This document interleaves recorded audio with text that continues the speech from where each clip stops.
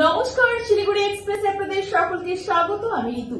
উদ্ধার চুরি যাওয়া টোটোর ব্যাটারি, গ্রেফতার এক। মাঝে মধ্যেই ফুলবাড়ি সংলগ্ন বিভিন্ন এলাকা থেকে চুরি যাচ্ছিল টোটোর ব্যাটারি।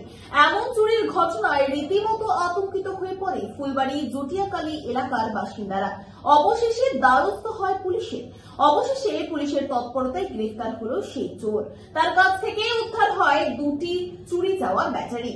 গত 27 এপ্রিল জটিয়াকালীর দীপঙ্কর চক্রবর্তী নামে এক টোটো মালিক ব্যাটারি চুরি সংক্রান্ত একটি অভিযোগ লিখিত আকারে জমা দেন এনজিপি থানায়।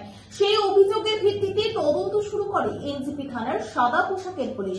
দীর্ঘ 4 মাস বিভিন্ন সূত্রকে কাজে লাগিয়ে অবশেষে গত শুক্রবার ফুলবাড়ি থেকে গ্রেফতার করা হয় মেহবুব খান নামে এক দুষ্কৃতীকে।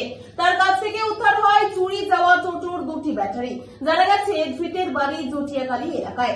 সে দীর্ঘদিন ধরেই বিভিন্ন অসামাজিক কাজের সঙ্গে যুক্ত ছিল। ধৃতকে শনিবার জলপাইগুড়ি আদালতে পাঠানো হয়।